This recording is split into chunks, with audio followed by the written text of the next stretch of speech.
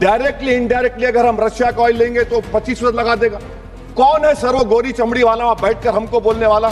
आज यूएस कह रहा है कि मोनोपोली रेट पे लो। कहां है सर? हम क्यों कर रहे हैं? क्यों इतना गिर रहे हैं इस गोरी चमड़ी वाले के सामने? सर आप आ जाइए यूएस ट्रेड डील पर। जो ट्रंप ने एग्जीक्यूटिव ऑर्डर 6 फरवरी का निकाला, सेक्शन 4 कोट कर रहा हूं, डायरेक्टली इनडायरेक्टली अगर हम रशिया का ऑयल लेंगे तो 25% लगा देगा। कौन है सर वो गोरी चमड़ी वाला वहां बैठकर हमको बोलने वाला? किस हमने इस मुल्क को आजाद इसलिए करवाया था कि वहां बैठकर बोलेगा मैं जिससे चाहा तेल खरीदूंगा। तुम होते कौन हो? तुम मेरे माई बाप हो क्या? आप 25% लगाएंगे सर। और वर्ड क्या इस्तेमाल किया? इंडिया। यानी अब नायारा जो है नायारा कंपनी बंद हो जाएगी और हमको मॉनिटर करेंगे, आप भारत को उस पर ओवरसाइट करेंगे। अफसोस की बात है कि सरकार खामोश है। सर 2019 में ईरान का ऑयल मत लो बोले, आपने गलती की, आपने ईरान का ऑयल नहीं लिया। तो अमेरिका ने कहा कि इराक से लो, कंपेरेबल रेट पे, कंपेरेबल रेट पे, मार्केट रेट, नॉमिनल प्राइस पे नहीं। आज यूएस कह रहा है कि मोनोपोली रेट पे लो। कहां है सर? हम क्यों कर रहे हैं? क्यों इतना गिर रहे हैं इस गोरी चमड़ी वाले के सामने? आखिर हमारी हमियत कहां है सर? और एक बात बता रहा हूं सर, ये यूएस ट्रेड डील से यूरोपियन कर 2 मिनट सर, यूरोपियन यूनियन की ट्रीटी से हमारा पीएलआई का पूरा असर पड़ेगा, क्योंकि आपने टैरिफ गिरा दिया। आपने टैरिफ गिरा दिया मेडिकल डिवाइसेस पर, आपने टैरिफ गिरा दिया सोफिस्टिकेटेड मशीनरी पर। तो यूएस इंडस्ट्रियल गुड्स आएंगे तो डीइंडस्ट्रियलाइजेशन का खतरा है इस मुल्क में।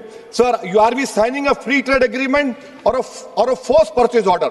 सर बांग्लादेश से यूएस ने कह दिया कि हमसे कॉटन खरीदो, 0 टैरिफ। सर भिवंडी, मालेगांव, बनारस के पावरलूम का क्या होगा? 70% रॉ कॉटन हम देते हैं बांग्लादेश को।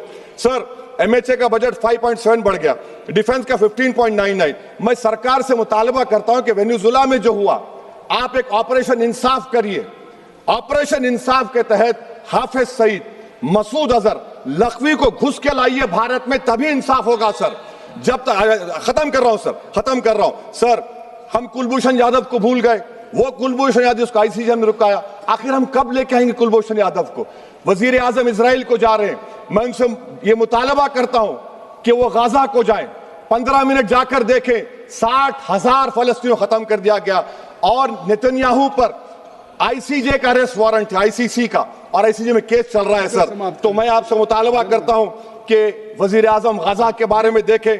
मैं ज़ायनिज़्म मुर्दाबाद बोलता हूं, भारत जिंदाबाद। इनकम टैक्स के बेनिफिट मिलती थी हमारे फौज के सिपाहियों को जो विकलांग थे, आपने इनकम टैक्स बेनिफिट छीन लिया उन लोगों को। ये कैसा इंसाफ है आपका? बताइए। जो फौजी सर्विस में है, अरे प्राइम मिनिस्टर अगर एक ट्रेन की झंडी दिखाएंगे तो उससे बढ़ के पैसे खर्च हुआते, तो आप क्या बचा रहे सर? 11-12 साल से वजीर आजम मोदी हैं, हमारी एयरफोर्स का स्क्वाड्रन गिरकर 29 पर आ गया।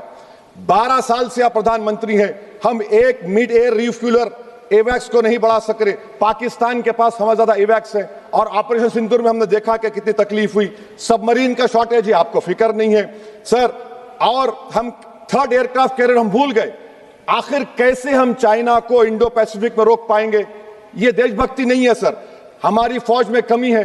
क्या ये मुल्क इतना कमजोर हो गया कि हम अपनी फौज में बच्चों को भर्ती नहीं करा सकते? अग्निपथ